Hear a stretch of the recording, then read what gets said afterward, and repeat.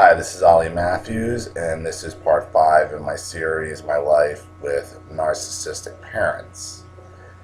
In my last video, I talked about, got into some of the sexual stuff again that had been going on within my family. And after talking to my brother earlier in this week, I kind of thought I need to get into it a little deeper.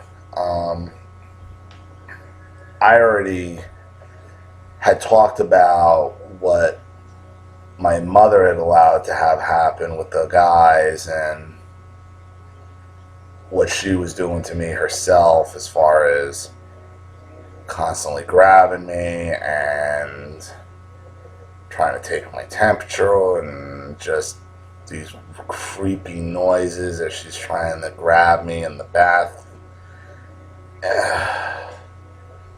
Uncomfortable. And then you got the dynamic, which was, I don't even want to say it was worse, but it was definitely longer lasting of an effect, because it was more outward of their sexuality, of what I had to deal with growing up. And they're both responsible. Both my mother and my father are both responsible for this. You know, my father always had Playboys all over the house.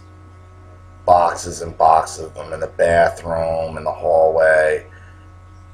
You know, so there's already nudity all over the place. Then also on top of that, there's pictures of my mother in lingerie on the refrigerator, in their bedroom. My mother's walking around like this. You know, I go to grab ice, and this is at like 7, 8, 9, 10 years old. You know, you had to be careful when you reached into the freezer to grab ice, because you could come out at any given time with a fucking ice dildo. Like, that's what you want. That's what you want to be holding at 12, as a 12-year-old boy. One of your mom's ice dildos, or one of your mom or your parents' sex games, or. So there was this humiliation around that I could never allow anybody near my house. My friends I did have, nobody ever came in my house. Ever. And I didn't even realize at the time of why that it was the pictures and like that was part of it. I was really more concerned about what my mother would say. You know, because she could just say stuff sexually. Like, I'm so paranoid that my mother's going to say something sexually. This is how messed up this is. That I'm missing magazines all over the place. My mother in lingerie on the goddamn refrigerator in their bedroom, pictures. All over the place. All over the place. You know? And it was always just out there. And it was something I had to deal with. And there's one time I'm staying over a friend's house, having a sleepover, and we had snuck out. And his mother was a real piece of work too. You know, they had their issues. But it was me and a couple of my friends. And I was about 14 at the time. And this mother lets the cat out of the bag in front of my other friends that my parents were into gangbangs, that they had this gangbang in town with these other friends that I knew they hung out with. And she had found out from another set of friends that was there, and they got so offended They left, and now I'm listening to graphic details of what went on at this sex party in these people's pool, and then it ended up down on the Little League field, on the baseball. At 14, I already got problems. I mean, I already got problems. I don't need this. But now it's coming. So that gets out, and once again, you know, you're a laughing stock, and you think that's as bad as it can get. You think that's as bad as it can get, till one day you're babysitting your brother, okay, and your parents say, watch TV in our room, watch a movie or something, and you hit play on the VCR, and you see the party that you were told about maybe a couple months earlier. And it's exactly how you envisioned it in your head. There's the pool, and it was... I think my brother blocked it out. He remembers it, but he can't remember it specifically.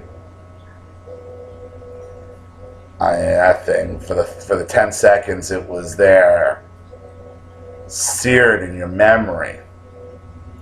Seared in your memory. And you know, at 17, I make the mistake of letting one of my buddies in the house, and not even realizing still at the time, this is when I realized, he's like, dude, is that your mom on the refrigerator? And here I am, I'm 17, and I'm like, holy shit. Holy shit. I'm fucked up in mine. And I got some ball breaking over that too. But at that point, I was 17. I could kind of handle myself. That was a little, you know, more between friends at that point. You know, you're dealing with getting abused yourself, getting called names, and then this overt sexuality of your parents, where your father's got inappropriate material all over the place, your mother's half naked on the refrigerator, literally in garters and black lace, and it is just, I just never looked at it. And it's just like, I didn't really even realize how messed up it was at the time and what it was doing to me.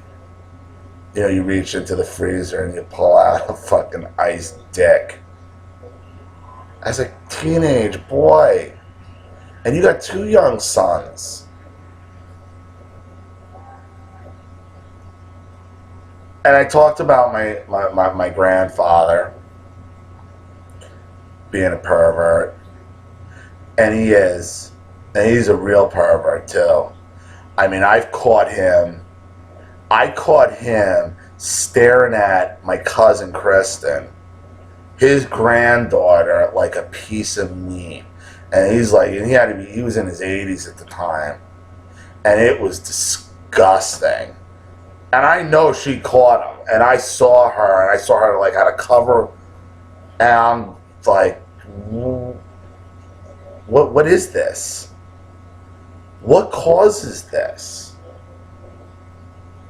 And I remember at my engagement party, when my parent had an engagement party at my parents' house when we got engaged, and that's my father's father on that side, the one doing that. On my mother's side, I got her mother, my narcissistic grandmother, who was literally the devil himself. That person was the devil. I have no doubt about it. When she died, the earth downpoured for 6, like the worst torrential rain you've ever seen in your life, for 6 straight days. Literally, for 6 straight days, you've never seen rain like this before in New Jersey. Okay? The devil can take many different bodies. Okay, it can occupy multiple bodies at the same time, and I have no doubt that was the devil. I could feel it. It was evil. It was nothing but evil. But she was also another sexual deviant. We had found, after she died, we had found her journals detailing all her sexcapades, and it was graphic, and then she had all these codes that she thought it was nuts. And as we're going through her room, I find her handcuffs.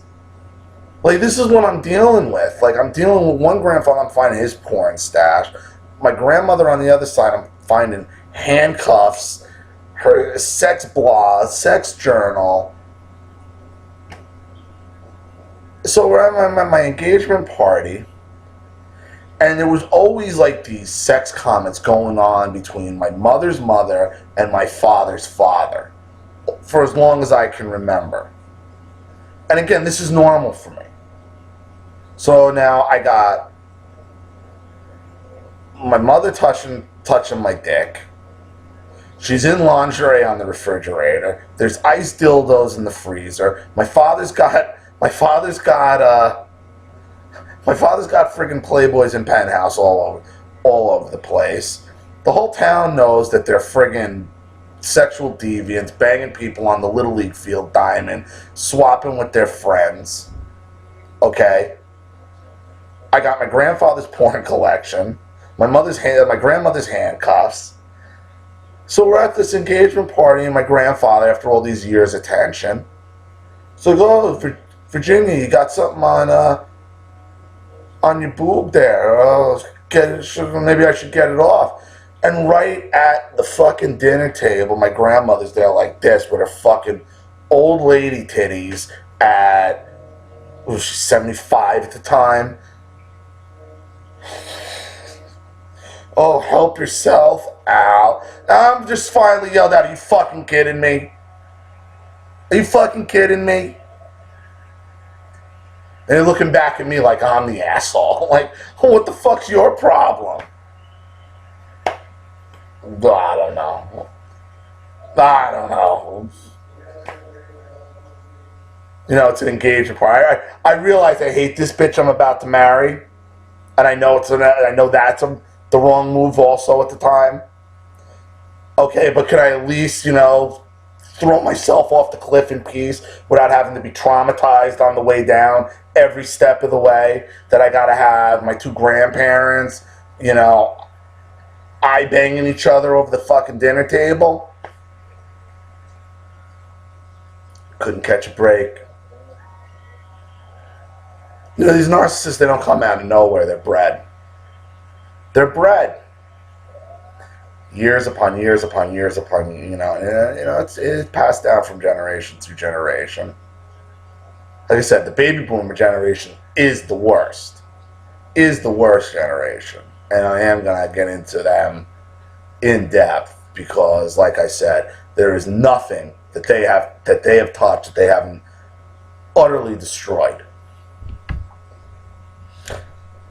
But to my larger point, these narcissists are bred.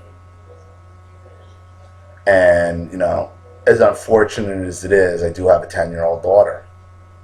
She's my spitting image. I love her dearly. But I could see the narcissist in her. I could see it. And it's a really odd connection me and my daughter have, Erin. Because we don't really even need to talk to communicate. I can look at her, she can look at me, and we almost read each other's thoughts, And in my family, that's not uncommon, really.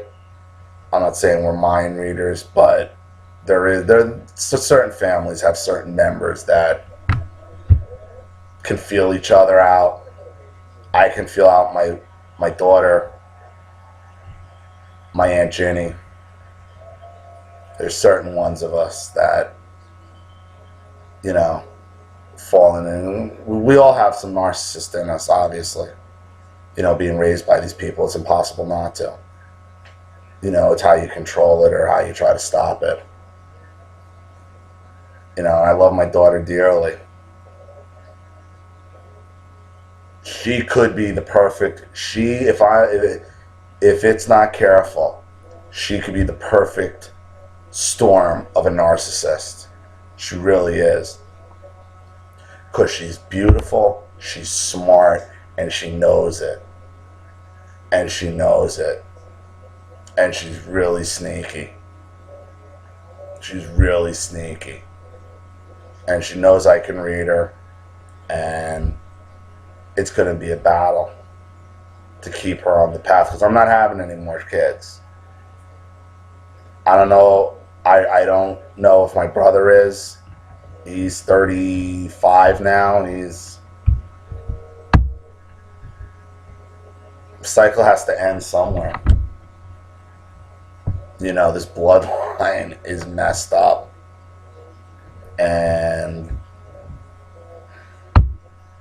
I don't know, I kind of feel like I gotta bite the bullet a little bit. You know, it's my family has hurt so many people. Not even counting who they've hurt in the family. They've hurt people outside the family. They've taken advantage of people.